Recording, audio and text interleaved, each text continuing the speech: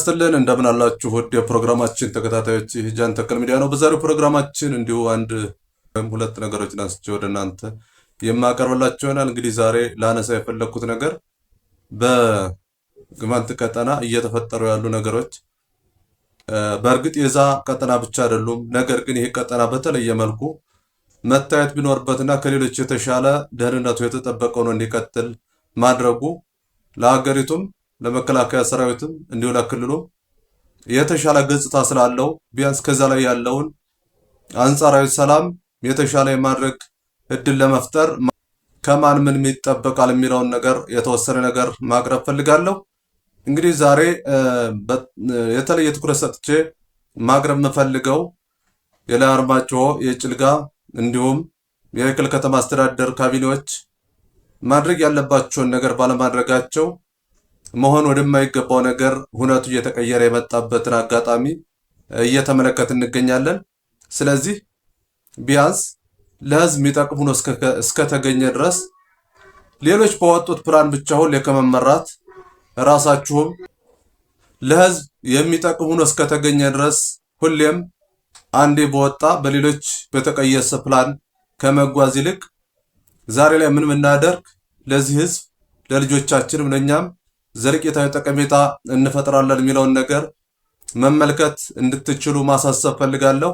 ከምን አንጻር ከተባለ የላይ አርማጭሆ የጭልጋ እንዲሁም የክልል ከተማ አስተዳደር ሶስቱም በአንድነት በመጠርነፍ ከታች ከመተማም ካሉትና ቋራ አካባቢ ካሉትም ጋር ሆኖ አንድ የሆነ የተለየ ፎርም ፈጥሮ ህዝቡን ምን እናደርግ ነው ቀጣይነት ደህንነቱ የተጠበቀ ሊሆን የሚችለው የሚለውን ነገር ብትነጋገሩ መልካም ነው የሚል እይታ ስላለኝ እዚህ ጋር እንደዋዛ ባትመለከቱትና ብታዩት መልካም ነው የሚል አቋም አለኝ።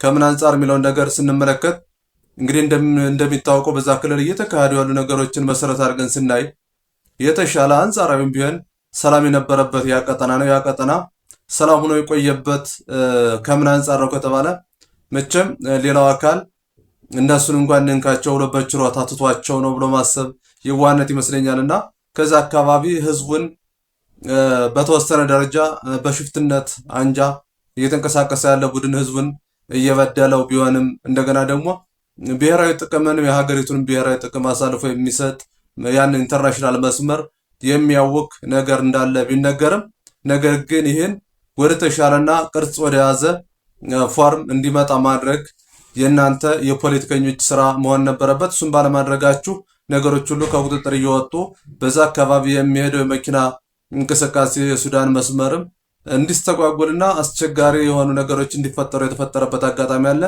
ይህ ምንድነው ካለ እናንተ መስራት የነበረባችሁን ባለመስራታችሁ ብለን ማሰብና መውሰድ እንዳለብን ወይም መውሰድ ያለብን መሆኑን መገደድ ያለብን እንደሆነ መገንዘብ ያለብን ይመስለኛል።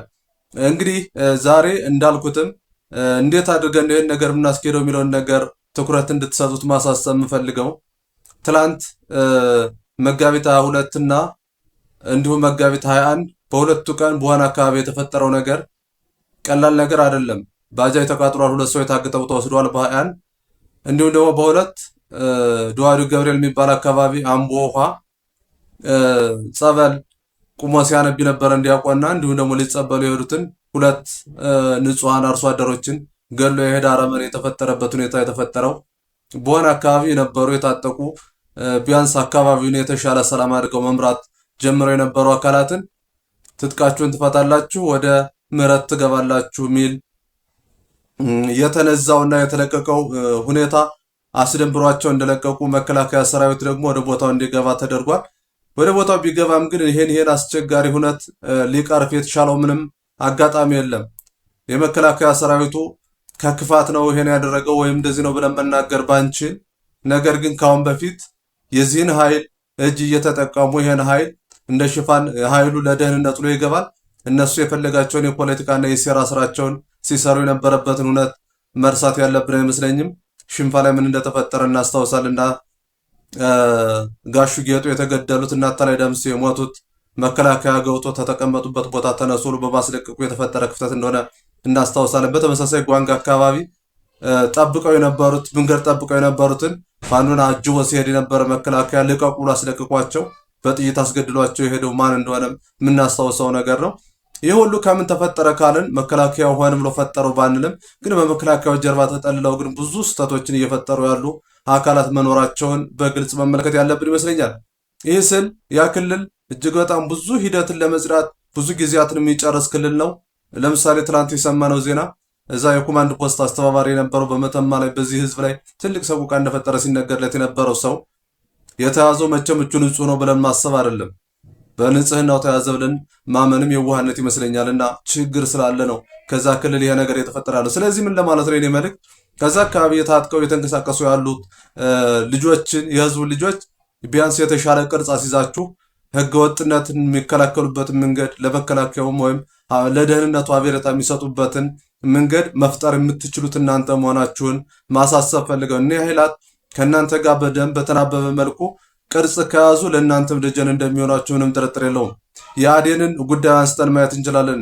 የአገው ዲሞክራሲ ንቅናቄ ማነሱ በዋግምራ አካባቢ ሲንቀሳቀስ የነበረው እስተትጥቁ ተቀምጦ የአካባቢውን ሰላም እንዴት እያስጠበቀ እንዳለ ይህ የተሰራው በፖለቲከኞች እንጂ መቼም እነሱ ብቻ ባደረጉት ነገር ነው ብሎ ማመን የዋህነት ወይም ጅልነት ይመስለኛል። እና እነዚህ አካላት አሁን ባለው ሁኔታ ተፋሪ ሆነው ክልሉ ለቀጣይ ማለት ዞኑ ለቀጣይ ለሚያደርጋቸው የመብት ትግሎች ሁሉ አንድ ድጋፍ የሚሰጥ ኃይል ሆኖ የተቀመጠ ኃይል ነው። ይህ ኃይል ደግሞ እንግዲህ በሀገሪቱ ሌላ የታጠቀ ኃይል መኖር አለበት የለበትም የሚለው በሕግ የተቀመጠ ቢሆንም አሁን ባለው ሁኔታ ግን የፖለቲካ ውሳኔ እንዲወሰን ማድረግ የሚቻለው እናንተና እናንተ ከነዚህ ልጆች ጎን ቁማችሁ እነዚህ ልጆች ህጋዊ ማዕቀፍ እንዲገቡ ማድረግ ብትችሉ መልካም ነው የሚል እይታ አለኝ።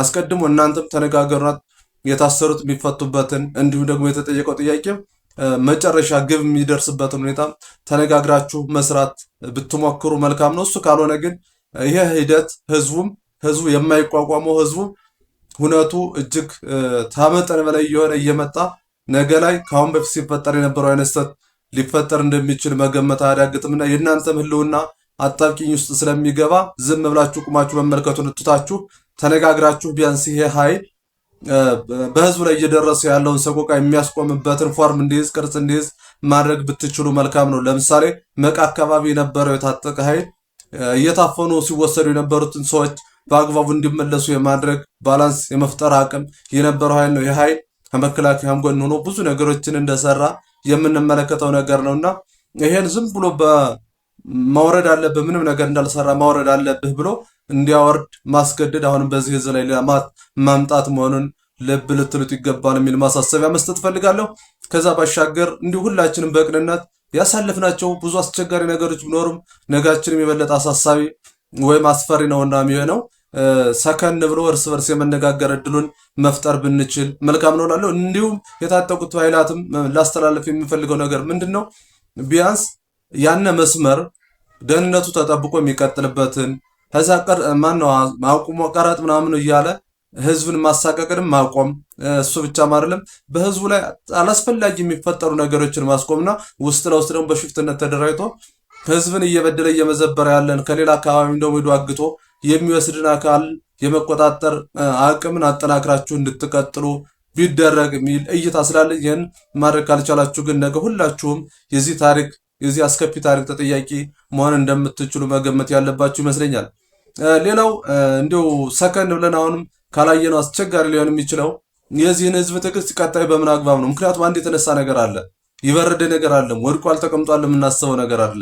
በቀጣይ እስኪ ምን እናድርግ የዚህን ህዝብ ቋሚ የሆነ ውጤት እንዲመጣ ማለት ዘለቂታዊ ውጤት እንዲመጣ ምን እናድርግ የሚለውንም ሰከን ብሎ መነጋገር ታጠቀው ኃይል ህብረተሰቡም እንዲሁ ደግሞ በአካባቢው እያስተዳደርን ብላችሁ የምታስቡ አካላትን ይሄን ጉዳይ ቅርጽ የሚይዝበትን መንገድ ብትፈጥሩ መልካም ነው የሚል እይታ ስላለኝ ዛሬችን ፕሮግራም ማዘጋጀት ፈለኩ።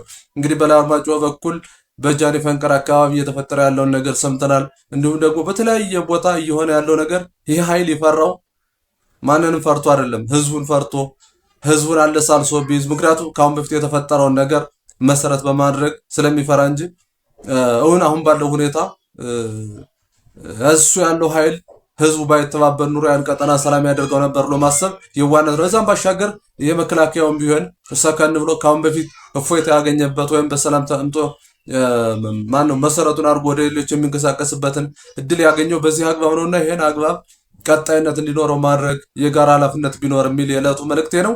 በቀጣይ ሌሎችን ፕሮግራም እያዘጋጀሁ የማቀርብ ይሆናል። ለዛሬው የነበረኝ ፕሮግራም ይህን ይመስል ነበር። ስላዳመጣችሁኝ ከልብ አመሰግናለሁ።